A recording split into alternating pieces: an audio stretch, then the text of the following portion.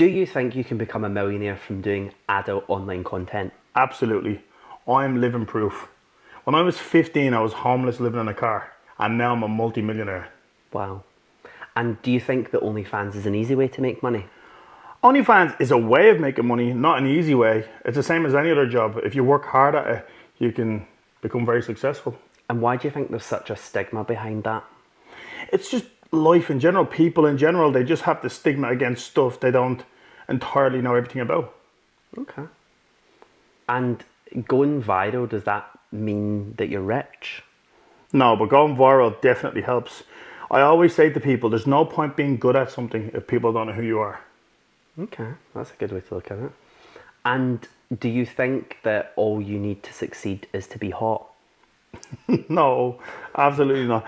No, so people buy into people. People buy your journey. They want to buy your story. They don't want to buy, like, yes, being hot is definitely a plus, you know, but anyone can be successful. Well, yeah, I'm 'cause living proof of it. a lot of people have got their niches and what they like, and I always find it's not what I'm into that people love. Yeah, for example, like, I do gay for pay stuff. So people who... Really? So people who watch my stuff are into the rough, tradie looking men. Yeah. Not the Chippendale, ripped up, plastic looking men, if that makes sense. Yeah. So yeah. How many adult content creators actually become millionaires, and what separates them? I think a lot less than people actually think. It's the same as any sort of business, I suppose. The people who become millionaires really, you can be very lucky. You can be very lucky and come from a famous background or some sort of thing like that. But your general public like myself who become millionaires is they find their audience and they appeal to that audience and they push that market. And it's non-stop work. It's 24 hours a day on your phone, on your iPad, on your laptop, you know, constantly pushing it. And how easy would you say it would be for someone who's starting from scratch today to start and build that fan base? It's not as easy as people think. It's not easy at all, especially at the beginning. At the beginning, it's all about building your online profile, building your persona, building your audience, finding your feet, finding what sort of content you want to do and how you want to market it and stuff. And sort of just, it's like any job really. You're new at it, you have to build the experience, and you only get better by making mistakes. And do you think people join the industry for the wrong reason? Some people, definitely. I always, when people come to me and they want to join the industry, I always slow them down and find out exactly why they want to join it. Let's say someone comes to me and says, look, I'm on my ass, I'm homeless, I'm desperate. I always say to them, well, this is not the right time for you to come and join the industry because you will basically do it for money and you might regret it. And what would you say is the biggest misconception about people's earnings when they're doing this style of content? People think, like for OnlyFans, for example, people think that, especially with the media portray that everybody on OnlyFans are millionaires, and going on OnlyFans selling feet pics will make you a millionaire overnight. Well, in reality, it's not true. You know, the amount of millionaires from OnlyFans is actually really small. I think the average wage from OnlyFans per month is like $150. Wow. Yeah. That's like next to nothing. Yeah. You compare that to a 9-to-5 job. Absolutely. But then what would you say would be better? Well, what would you prefer to do, the 9-to-5 job or OnlyFans? Well, it depends on the position you're in. Can you risk giving up the 9-to-5 job to push OnlyFans? Is that what you want to do in life? Like for me, I lost my job. I had my dream job. I lost my job, and it was start of lockdown. I didn't really have any other choice. Couldn't get another job, and I just tried OnlyFans. And you lost your job for the reason that the employer didn't like that style of content, right? That's right. Wow. That happened to you too? Exactly the same, yep. Well, tell me your story. My employer decided that they didn't like what I did for work because it could bring the company into disrepute. That's exactly what they said to me. And I've still never to this day understood why it brought the company into disrepute, because the company's got nothing to do with my personal life. Who was the company? British Airways. British Airways? Yes. And they cared whether you done OnlyFans in your private life? Yes. Why would British Airways? Well, nowadays their social media guidelines are so strict that even operating employees, this only changed recently in the last month, that operating employees cannot even post pictures of them in uniform on the internet. They can't use any hotel rooms. They can't use any of like when they're getting ready. They can't post anything in their uniform anymore. Wow. So they've just completely excluded this whole industry from being on social media. That's crazy. But they're in control, I guess. Have you gone viral and made no money from it? Yes, so going viral is not always about making instant cash. Going viral is all about building your name and your brand and getting it out to a wider audience. So yes, not instant money, but definitely long run you would earn money. Do you think that you can tell someone's sexuality based on the scenes that they shoot? No, because I'm a living proof. You're living proof. Yeah. So obviously I'm a straight man and I do stuff with men. I'm a straight man. I do stuff with men sexually. I'm not physically attracted to men, but that's my job. That's exactly the same for me as well. So I'm sexually attracted to men. Only men. Only men. But I film with women. Wow. So would you agree that gay for pay is just acting and it doesn't mean anything? Of course. To me, anyways. Yeah. Everyone has their own opinions, but to me, turning up to work, I don't look at people who I'm working with sexually. I don't look at their sexual. I don't really care what they are. I just turn up, I do my job, and I go home. I'm a sex worker. I turn up to work and have sex and leave. So would you say that straight guys doing gay for pay are more accepted than gay guys doing straight for pay? Do I think straight guys doing gay for pay are more accepted than gay guys doing straight for pay? Yeah.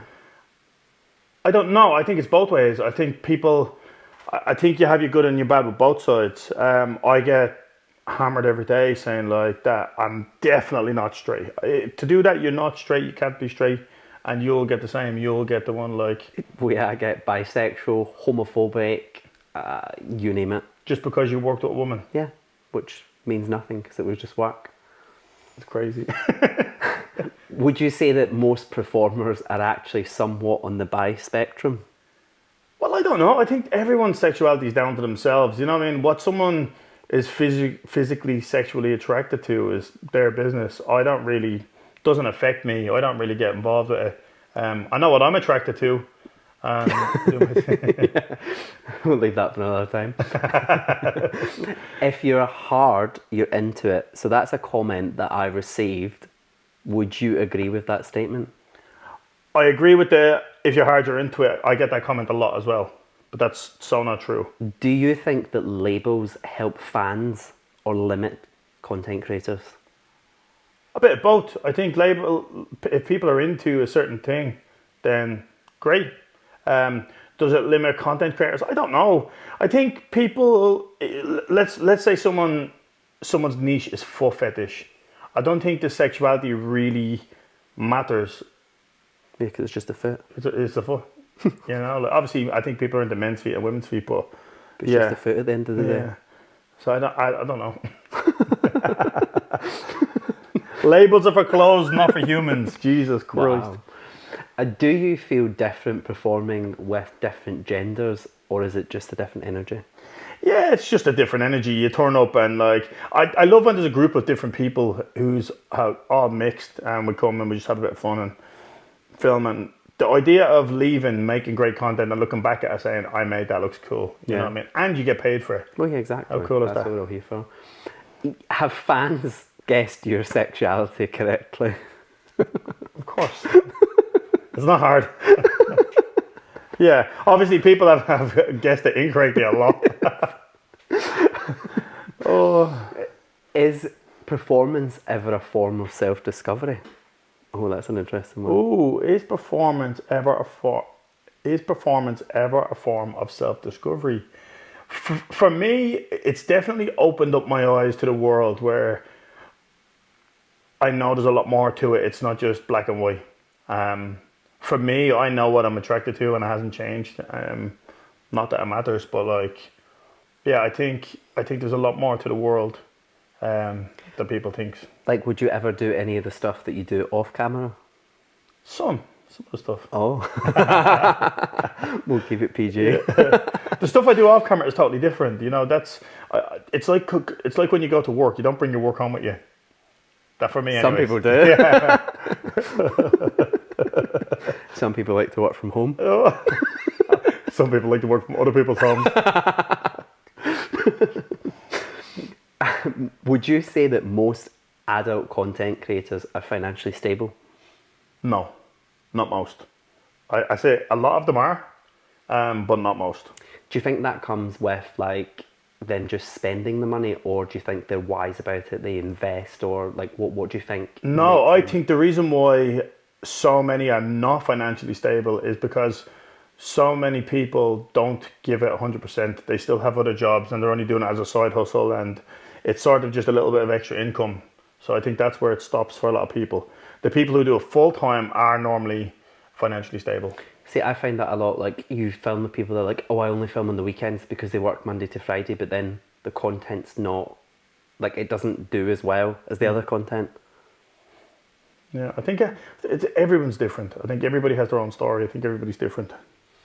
And do you now think that because of the way like these online platforms have gone, these adult stars have more control over their careers now than they ever did before because of these online platforms? Absolutely, absolutely. Now adult stars have full control over what they post and what they film and how they sell it, and if they ever want to remove it, they can. There's no pressure from anyone, and I think it's amazing. That's a good way to look at it. But would you say that boundaries are always respected on set?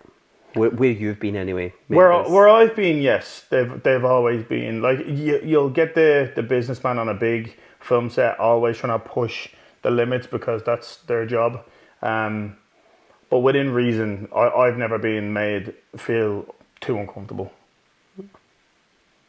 Yeah, I'm pretty much the same. There was one time where I did a scene. This is when I was 18 though, and I did a scene for a studio, and it was so uncomfortable. The fact that they even stopped filming because it was so uncomfortable, they could see how uncomfortable I was filming it, because it was like extreme bondage.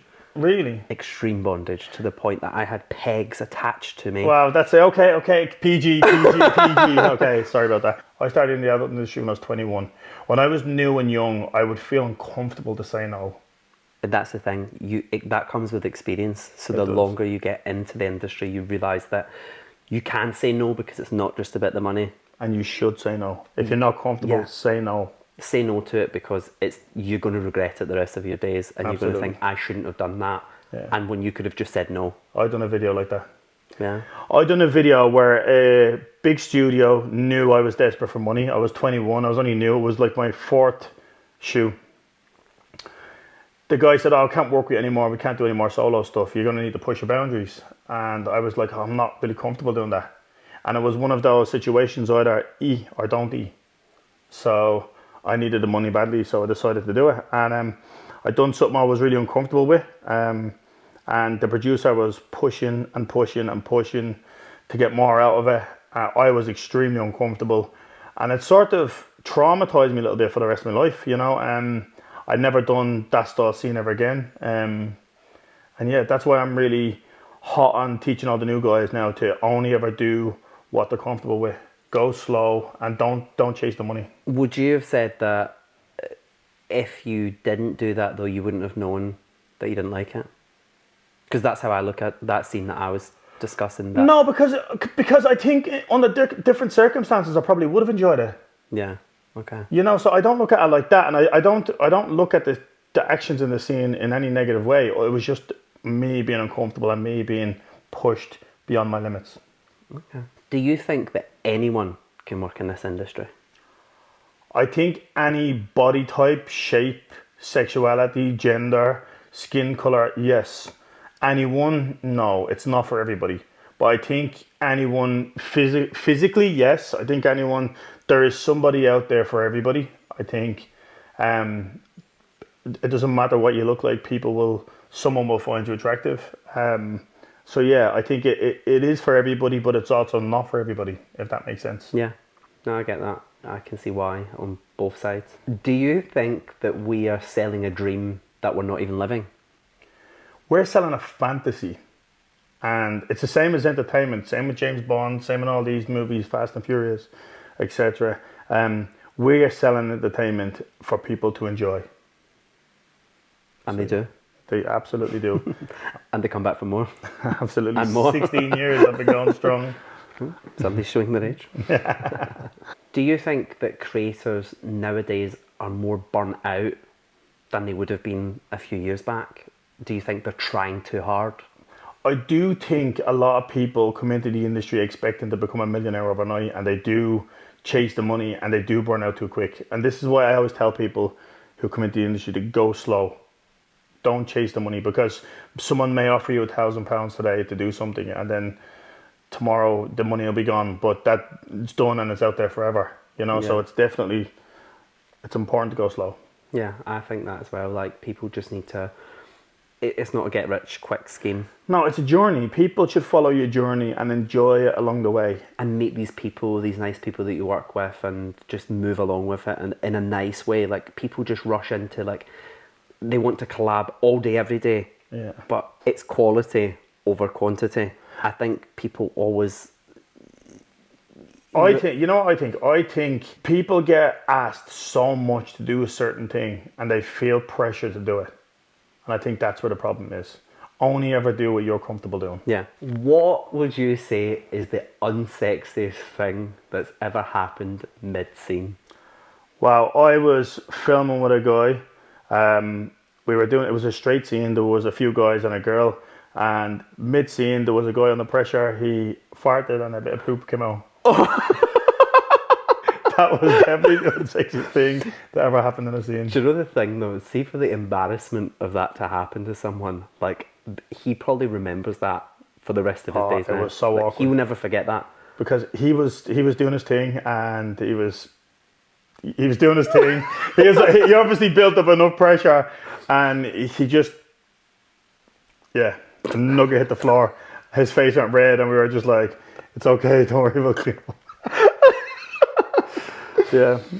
For me, I think the unsexiest thing that's ever happened, it's going to sound a bit disgusting, but I was like, face, like this, right? And they like threw up. Okay. Lovely. But then it's like, what do? You wipe it off and keep going. You just continue. Yeah. So then we made it a thing. But yeah. How much pressure would you say that you always feel? This is never talked about in the industry. How much pressure to always perform physically and emotionally, and when it just can't happen, what do you do? So this is a real thing that we need to talk about more. Not just in the adult industry, but in reality, in real life too. Men being pressured, under pressure when they can't get it up. It's not a problem. It happens to everybody. It may not happen all the time, but it may happen that once where you're looking down and you're like, "What are you doing? Get working, get working, get working, get hard." I'm not getting hard. Why am I not getting hard? I'm freaking out. Because you then get in your head, and then it makes you're worse. physically It makes sweating. it worse. Your sweat's dripping down you. Absolutely. But it's just take a breather, step out of the situation, get yourself relaxed, and then go back in, and you should be fine. And the thing is, you could be with the most attractive person ever. Exactly. And you just find that moment. You get the where fear. You're like, it's called the hard-on fear. like, The hard-on fear. Yeah. So fellas, don't be worrying. It happens to the best of us. And it's not something to be embarrassed of. It's not something to be ashamed of. It has happened to me. And me.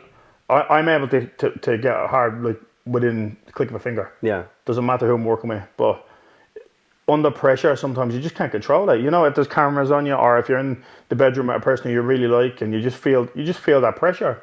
I'm not ashamed of it, and I don't think anyone else should be ashamed of it. Yeah, I don't think they should be either. They just need to take a moment. Yeah. And if you're with that partner that's like a regular partner, maybe you are experiencing a problem like down there. Yeah. Speak to them about it. Yeah. Like, physically have that conversation and say that you feel this is what's happening, because it's the only way that you're going to make it better. Because they might be able to pleasure you in a different way. Absolutely. To help you. Is it harder to perform with someone you're not into, or someone that you're very much into? I think it's harder to perform with someone you're very into, because it then I is agree. sort of borderlines unprofessional. it gets really, I get really nervous. If it's someone that I'm really into, I get really nervous. And then I end up saying things and I'm like, ah. It's not even about that. So I've worked with people who is really into other people, whether they're into me or whether they're into another person on the shoe, and they become unprofessional. It's all about themselves and about what they're feeling rather than creating content for the camera, you know. Because as you know, creating entertainment for the camera is not the same as what you do at home. You're trying to paint a picture for the audience to enjoy, and they need to see everything that's they happening. need to see everything. They need to see angles, lighting, and stuff. But in reality, at home, you're not caring about your belly hanging out, a bit of fluff in your ass. You know what I mean? You're not caring about none of that. You're just enjoying yourself with the partner or partners. But yeah, on set, it's so important to stay professional and to do the best content as possible. Back to what we were just chatting about. So when it comes to performance, how do you think the body bounces back when it doesn't cooperate with that situation? I think most times it can do if you take yourself out of the situation. Because, for example, let's say someone's on set, it's their first day on set, and they're trying to get hard, and there's lights in your face, cameras, people behind the cameras, or even it could be just one camera, and you just freak out. It's so natural and it's so normal. Or you're at home and you're in bed with a girl or a partner or whoever it is, and you just get nervous. It's just best off step out of the situation for a few minutes, get a drink or whatever. No, whatever. But just calm it down a bit. Yeah. And then go back in and even have a chat with the person or people you're working with, or person in the bedroom or something. Have a chat, explain the situation, and talk about it. And I promise you, it will definitely help. Yeah. What would you say that your routine before a big shoot or a studio day, and how much of that is about controlling any anxiety that you have?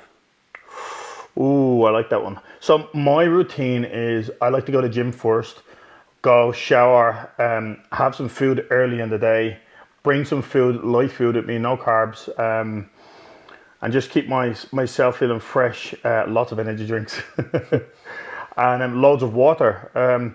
Go on set, meet the people, and I think it's really important. Well, it is important for me, anyways, to joke and have a laugh with the people on set to show that we're not robots and that we can build rapport with each other. See, I'm the total opposite of that, because when, say if I was bottoming in a scene, then I have to eat in the morning, and then I know some creators that don't eat at all, so they don't eat the whole day. If I didn't eat in the morning though, I'd probably pass out. So then I have to skip lunch, because depending on the film shoot, then I have to skip lunch or eat something that, like, sushi is the best thing. That's the best trick. Sushi, you would not think, because it's just rice. Sounds nasty. Exactly. But then you have to douche. And douche? What's douche? Douche is basically where you put like a water enema up. Like a water hose up your... Basically, and wash out the inside, because then you won't have any little particles coming out. Oh wow, I wasn't expecting that. Yeah. So that's what bottoms have to do as such before they have their scene. And then sometimes you're so paranoid about it, but I know some people that do it and they say, oh, it takes me 4 hours. I don't know what you're doing for 4 hours, because you're physically, you're flushing, you're, you know, like... Move on, let's move on. Now you're just talking shit. Does the pressure to perform also extend to social media? Yes, absolutely. For example, your numbers on all your platforms, like if you're not constantly pumping out content on social media, all your numbers will drop. And me, for example, I'm a workaholic. I'm always watching my numbers, and some days I will go viral and I'll be so happy, and then like you might get a dry spell for like 2 months where nothing goes viral, and you stresses you out a lot. So yeah, I think social media, I get more anxiety from social media not performing than I do from the adult industry. And do you think, so I hear a lot of people, content creators, saying that you need to post daily. Do you think you need to post daily on these platforms? It's so important, yeah. Now, I don't know with the algorithms and all that stuff, but I know every time someone signs on the internet, I want them to see my face pop up. Yeah. That's how I look at it. Yeah, that's the best way of getting your face there. What do you think's worse, losing wood mid-scene or feeling like your fans are bored of you? Ooh. What do I think is worse? Losing wood mid-scene or feeling like my fans are bored of me? losing wood mid-scene. Ah, see, I'm the opposite. I think that I would rather lose wood mid-scene. And Because then they would be bored of me. yeah, exactly. So entertain the fans. Yeah, see, we've done this before. So I've worked with people who's new and they struggle to get hard, and I just filmed it anyways. And I explained to the camera, I said, look, this person's new, this is the situation, and we just rolled with it. Yeah. And the people loved it. Yeah, just make So, it into something. yeah. Some people like a softie. Some people love seeing a softie. It wasn't about the being soft, it was about the realism of the video, Yeah. because we're in a real situation where someone is not quite comfortable, but they're doing something for our audience's entertainment. And then they'll lose their fans.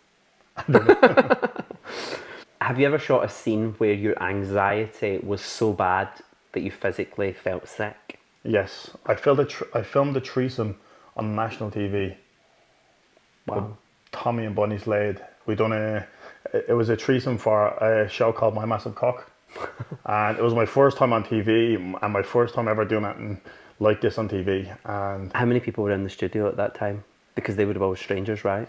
yeah, but they stayed outside the door and they left the three of us in the room. And but they had microphones at the door. They couldn't film it, but they could play the sound. But it was just peer pressure. Like, it was just so much pressure. I knew they were listening, and yeah, it was heavy.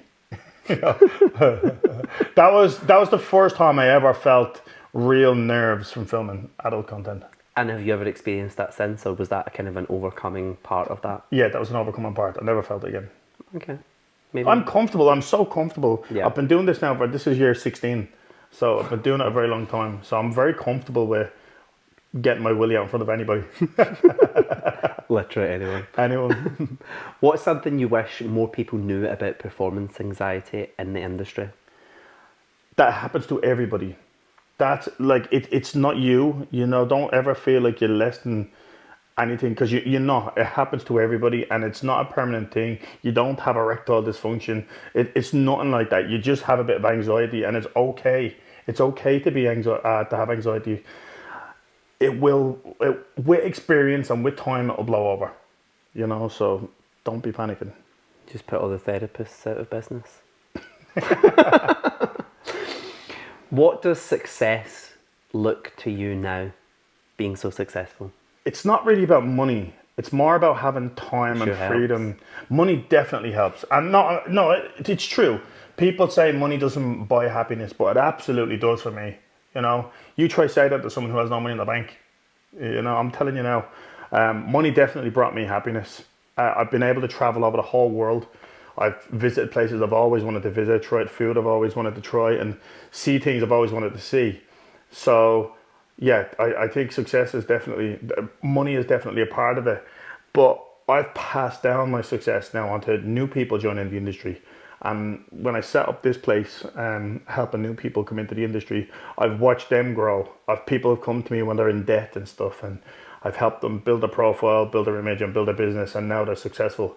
And for me, that's success. What part of your past do you think shaped your sex appeal the most?